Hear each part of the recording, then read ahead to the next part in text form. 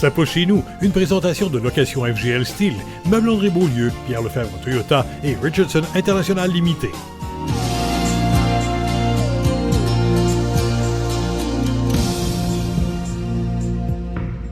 Quelle est la réalité d'un producteur laitier en 2020? Je me trouve ici à la ferme Émiard en compagnie de Ian Bussière, copropriétaire avec sa femme Marie-Pierre Bibeau de la ferme Émiard. Bonjour. Salut. Alors, au quotidien, comment ça se passe le matin? À quelle heure vous commencez, Yann? Nous, on commence la journée à 4h15 le matin. On vient faire le train de toutes nos choses. Le train d'un troupeau de combien de vaches? Là, présentement, on tire 32 vaches à lait. Oui, puis on a 37 kilos de quota. C'est comme ça. Puis toute la journée, on a toujours de quoi faire. Regarde, aujourd'hui, on préparait les machineries à foin. Puis là, on s'en va faire le train bientôt. Puis ça finit, mettons, je te dirais, à 6 h le soir. Ça, c'est quand il n'y a pas d'autres ouvrages à faire après. Puis qu'est-ce qui arrive quand on a une vache, comme vous avez des vaches Jersey? Oui. Puis pour que les gens comprennent bien, les vaches Jersey, c'est les vaches brunes, hein? Oui, les petites vaches brunes. Puis c'est quoi leur particularité? Ils sont rustiques. C'est des vaches qui sont faites solides, sont pratiquement jamais malades.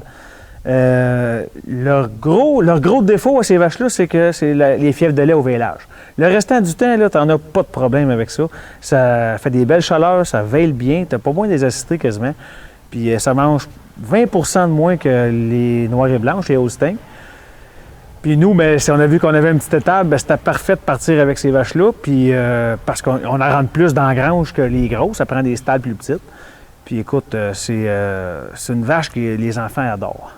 Puis pour revenir à tes vaches, justement, c'est pas été facile, là. Toi, dans ta vie, pour que les gens comprennent bien, tu n'étais pas dans ce domaine-là. Tu n'as pas été élevé sur une ferme nécessairement, là. Non. Raconte-moi ton parcours. Regarde, de où est-ce que j'ai parti, ça fait... Quand j'étais jeune, regarde, ferme Sorelloise, Yves Champagne, puis José, eux autres m'ont bien... c'est là que j'ai appris à aimer les vaches. J'ai toujours aimé ça. À l'âge de 18 ans, j'ai été travailler sa construction, puis je me suis dit, il m'a ramassé mon argent parce que c'était impossible de partir en lait. Même encore, je pensais que mon rêve était impossible, tu sais, puis on a réussi parce que, regarde, ça a pris 20 ans à ramasser de l'argent pour être capable de partir. On a eu de l'aide parce que si tu n'as pas d'aide dans l'agriculture au début, bien, ça marche pas. De l'aide de la famille qui vous a aidé à ramasser un gros capital quand même pour que les gens comprennent. Nous, Marie-Pierre, on avait ramassé 300 000 $. En actif, là, hein, on s'entend. Puis, écoute, on a investi 150 000 $ dans la grange, à part l'achat. Ça, c'est juste, mettons, le système de traite, les animaux, les stalles, le silo, toutes les réparations qu'on avait à faire, l'aménagement de la cour, toutes ces choses-là. Écoute, les machineries pour le foin, parce qu'on fait juste du foin, quand on fait 125 arpents de foin cette année. Puis c'est ça, là, la ferme Émiard, c'est du lait et du foin. Puis pour que les gens comprennent, le foin est destiné, va où normalement à la fin de l'été, là? Les fourrages, mettons la luzerne, les luzernières, on en a 60 arpents. Ça, c'est pratiquement pour mes vaches à lait. Écoute, si on en a trop, on le vend. Puis le graminé, c'est la même chose pour les vaches taries puis les tares. S'il y en a trop, on en vend. On en vend pas mal aussi avec 120. Les Jersey mangent pas mal moins que les Holsteins, fait qu'on a de la place pour en vendre pas mal. Puis, tu me parles aussi de tes vaches, de ta passion pour le lait, mais en temps de pandémie, on est en pleine COVID-19, c'est pour ça qu'on se tient loin, nous deux.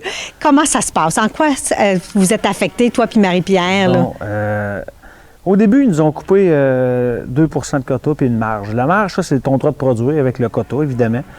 Ils l'ont coupé. Nous, ça représente une petite ferme comme nous autres de 37 kilos. Là, ça représente à peu près, là, avec la marge qu'on avait le droit de rattraper puis le quota qu'on a perdu, c'est à peu près 3 000 $ par mois qu'on n'a pas le droit de produire. On le perd-tu vraiment? On en perd une partie. Mais, tu sais, c'est assez... c'est compliqué. C'est pas facile de gérer tout ça. Faut que tu tarisses des vaches, faut que tu vendes des vaches, faut que tu t'en débarrasses. Tu fais trop de lait. Mais vous en avez. Vous êtes-vous débarrassé du lait comme d'autres producteurs laitiers qu'on a vu dans les médias? On était chanceux. Nous, ils nous ont dit. C'était supposé être le jeudi, je ne me rappelle plus quelle semaine.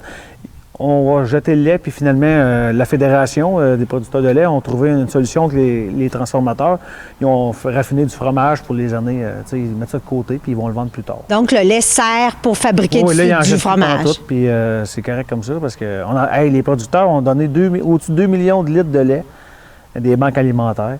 Mais là, à un moment donné, il faut le transformer, le lait, puis il manquait de monde, puis en tout cas, il y avait un paquet de facteurs qui faisaient que c'était pas facile, là. C'est ça. Puis avec 2 enfants en bas âge, là, ils vont pas à l'école, ils sont souvent avec toi. Est-ce que tu penses avoir une relève aussi éventuellement avec Arnaud et Émilie? Oui, je créerais que oui. Bien là, c'est bonheur, j'espère. Tu sais.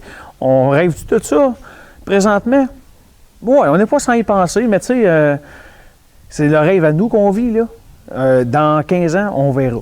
Mais oui, mon petit gars, il a l'air pas mal à aimer les tracteurs. Puis ma fille, bien, elle vient tous les matins à 4h15 s'occuper de ses petits chats. Fait que ça regarde bien. On espère. Puis avec ta femme, Marie-Pierre, est-ce que c'est quoi le bilan que tu fais? Parce que tu es devenu propriétaire le 1er juin 2018, tu as eu ton premier quota le 1er février 2019. C'est quoi le bilan que tu en fais avec le recul? Premièrement, c'est une fierté d'avoir réussi ça parce que il y a eu des hauts et des bas, hein, puis on a pleuré ici 2-3 fois parce que ça avançait pas. Le bilan. Regarde, on a acheté 5 kilos en 1 an. Regarde, c'est le bilan. Quoi dire, tu sais? C'est super. Tout va bien. Tu parlais, quand on s'est rencontrés, d'achat local. L'importance, pourquoi que les gens doivent acheter local avec justement les frontières qu'on peut retrouver du lait américain, du lait français bientôt sur nos tablettes? Ça, c'est bien facile. Acheter local, là, le système de... Moi, je parle du lait. Là, le système de gestion de l'offre là, est fait pour le Canada. Hein. Nous autres, là, on a un lait de qualité là, supérieur aux États-Unis ou bien n'importe qui. Là. Regarde, on a... En quoi qui est supérieur, Yann? Regarde, on a plein de normes à respecter. Soit que c'est la biosécurité, soit que c'est le bien-être animal, soit que c'est les composantes du lait. Mettons, je te parle de cellules somatiques ou de bactéries dans le lait. C'est tout. À tous les fois que l'essayeur, le camion, le trucker vient ici, il prend des échantillons de lait puis de qualité, puis là, ça se fait analyser, ça. Puis tu as des normes très, très strictes à respecter. Oui, parce que c'est pas facile. Plus que tu as une petite ferme, puis tu as des vaches à problème, plus que ça serait vite dans ton bull tank, dans ton système de traite. Puis c'est surtout qu'il n'y a pas d'antibiotiques, pas d'hormones dans le lait. C'est de là la qualité, j'imagine. Oui, puis si tu as le malheur de faire ça, tu sais, une erreur, ça arrive, mais la citerne, le camion à lait, là, bien, il faut que tu le payes. Ça me coûte combien? Bien, regarde, il rentre, je sais pas, 20 000 litres là-dedans, mettons, c'est 20 000 $. C'est un chiffre comme ça, là, les chiffres exacts, ça ressemble pas mal à ça. Donc, vous faites attention rigoureusement. La rigueur, c'est votre qualité principale comme producteur laitier. Oui. Tous les jours, c'est la régie, c'est la priorité. Priorité absolue. Si on fait une erreur, ça va pas bien. Puis le défi que vous avez pour les prochaines années? On achète du quota. C'est ça notre paye. On essaie de grossir un petit peu pour rentabiliser toute la table, l'espace qu'on a. Puis après, on verra pour peut-être se moderniser un petit peu. Puis l'assainissement de vos finances, puis de votre première année à démarrage, le fait que vous avez eu une bourse agricole, je pense, de 5 000 $. Oui. Avec ce 5 000 $-là, qu'est-ce qu'on fait à des producteurs comme vous puis Marie-Pierre? Les premières années en entreprise, n'importe quelle, d'après moi, c'est la liquidité. Hein? On a besoin de liquidité, fait qu'on s'est servi de ça.